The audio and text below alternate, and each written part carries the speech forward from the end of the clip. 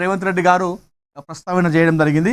ఈ నేపథ్యంలో మరి మెట్రో రైలు సంస్థ మరి ఏమవబోయే ప్రధాని డాక్టర్ సెల్ రక్తదాన శిబిరంలో టీపీసీసీ చీఫ్ మహేష్ గౌడ్ అని చెప్పేసి మనం ఇక్కడ వార్త చూసుకోవచ్చు. మణికొండలో తెలంగాణ జనసేన కార్యాలయం ప్రారంభించిన Pawan Kalyan. AP deputy CM Janasena అధ్యక్షుడు పవన్ కళ్యాణ్ మణికొండలో జనసేన కొత్త కార్యాలయాన్ని ప్రారంభించారు. గత కొద్ది రోజులుగా తెలంగాణ రాజకీయాలపై ప్రత్యేక దృష్టి సారించిన ఆయన జీహెచ్ఎంసీ ఎన్నికల్లో సొంతంగా పోటీ చేసేందుకు సిద్ధమవుతున్నారు. ఇందులో భాగంగానే హైదరాబాద్లోని మణికొండలో జనసేన పార్టీ తెలంగాణ నూతన రాష్ట్ర కార్యాలయాన్ని జనసేనాని పవన్ కళ్యాణ్ తన చేతుల మీదుగా అత్యంత వైభవంగా ప్రారంభించారు. ఈ కార్యక్రమానికి పార్టీ ముఖ్య నాయకులు, పిఎస్సి సభ్యులు, భారీ సంఖ్యలో తరలివచ్చిన జన సైనికులు, వీర మహిళలతో మణికొండ ప్రాంతం మొత్తం సందడిగా మారింది. ఏదైతే పవన్ కళ్యాణ్ తెలంగాణకు వస్తాను, మీటింగ్ పెడతాను అని చెప్పేసి అన్న తర్వాత ఏ విధంగా వస్తాడు పవన్ కళ్యాణ్? ఇది నీ ఆంధ్ర కాదు, ఇది మా తెలంగాణ. తెలంగాణకు ఏ విధంగా వస్తావు, నువ్వు ఏ విధంగా ఇక్కడ తిరుగుతావు, నువ్వు వస్తే సంగతి ఎందుకు చూస్తామని చెప్పేసి ఎప్పుడైతే అన్నారో అప్పుడే పవన్ కళ్యాణ్ నేను ఎందుకు రావద్దు, తెలంగాణలో నేను పోటీ చేస్తాను, తెలంగాణలో జనసేన జెండా ఎగరబోతుంది అని చెప్పేసి దీన్ని ఒక ఛాలెంజ్ లాగా తీసుకున్నాడు. ఏదైతే పరిణామాలు ఉన్నాయో తెలంగాణలో పార్టీ నిర్మాణ ఒక సభ పెడతారని చెప్పేసి చెప్పడం జరిగింది. అయితే ఆ సభకు ప్రభుత్వం అనుమతి ఇవ్వకపోవడము, దాంతోపాటుగా ఇంటి దగ్గర ప్రెస్ మీట్ పెడతా, దానికైనా నాకు అనుమతి ఇస్తారా లేదా అంటూ అల్టిమేటం జారీ చేయడము, ఆ తర్వాత ఇంటి దగ్గర పర్మిషన్ ఇవ్వడము, ఆ తర్వాత పవన్ కళ్యాణ్ మాట్లాడుతూ ఇది మా అయ్యా జాగిరే, మీ అయ్యా జాగిరే ఏ విధంగా అవుతుంది అని చెప్పేసి చెప్పడం జరిగింది పవన్ కళ్యాణ్. ఆ తర్వాత చాలామంది కాంగ్రెస్ నాయకులు, కొంతమంది తెలంగాణ వాదులు అందరూ కూడా ప్రెస్ మీట్ పెట్టి పవన్ కళ్యాణ్ పైన తీవ్ర విమర్శలు చేయడం జరిగింది.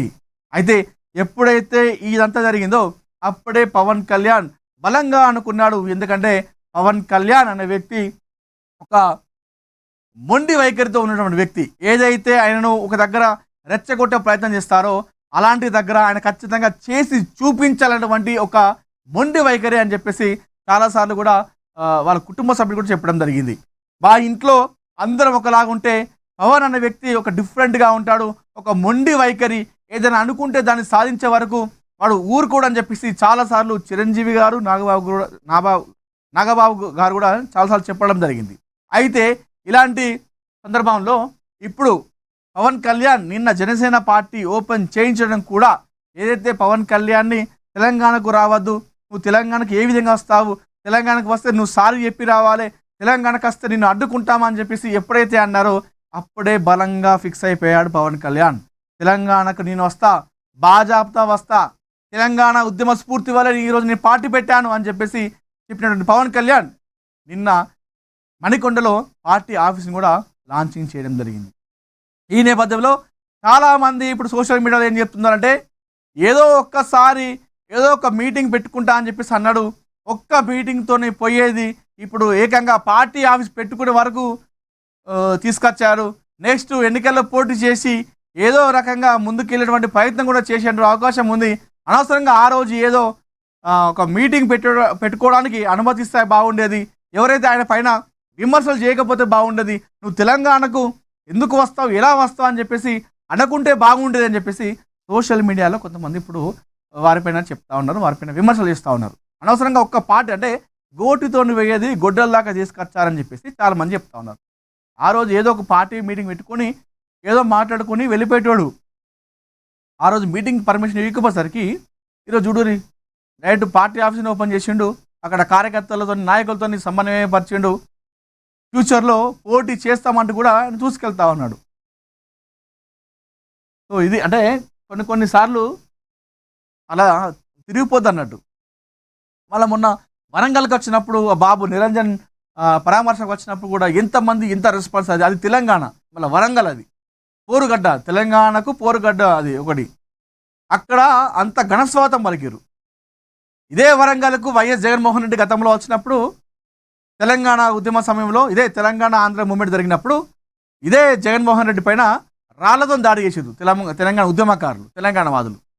మరి అదే పవన్ కళ్యాణ్కి రెడ్ కార్పెట్ వేసి తీసుకెళ్లారు అదే వరంగల్ ప్రజలు. ఇది చూద్దాం మరి తెలంగాణలో జనసేన ఏ విధంగా ముందుకెళ్తుంది అనేది కూడా చూడాలి.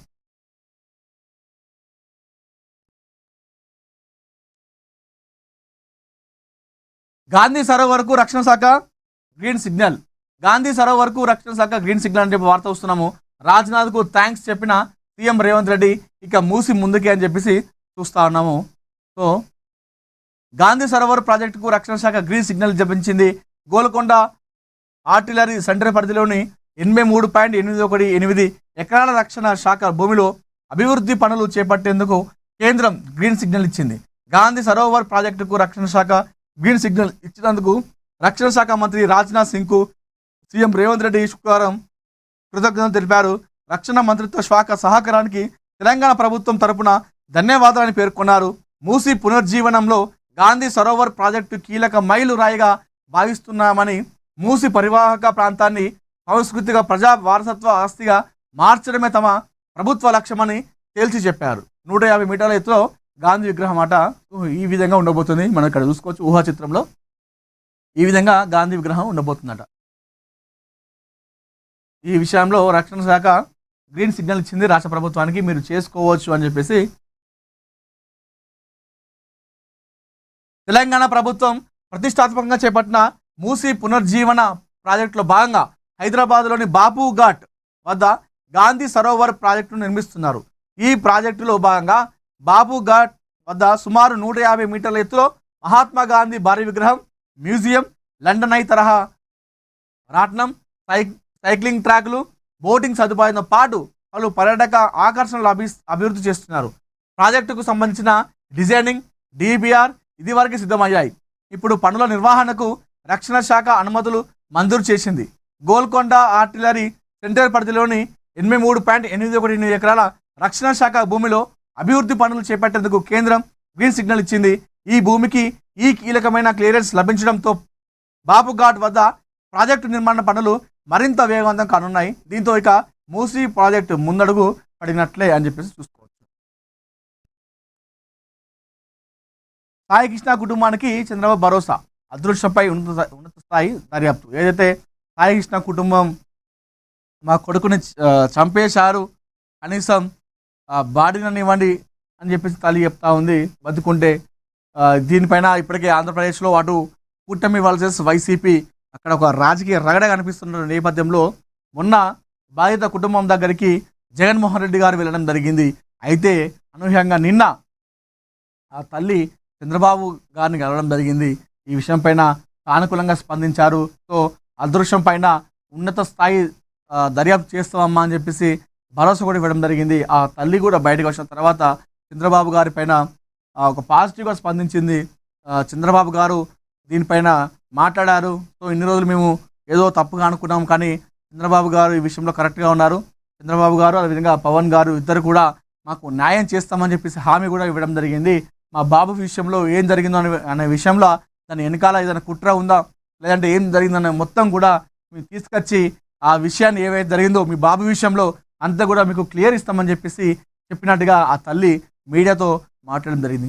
ఇంతకీ సాయి కృష్ణ ఏం జరిగింది, నిజంగానే అందరు చెప్తున్నట్టుగా లాకప్ డెత్ జరిగిందా లేదా నిజంగానే పోలీసులు చెప్తున్నట్టుగా పరారులో ఉన్నాడా, మరి సాయి కృష్ణ అనేది కూడా తెలియదు. సాయి కృష్ణ వయసు 25 సంవత్సరాలు, కానీ ఇప్పటికే అతని పైన 23 కేసులు ఉన్నాయి.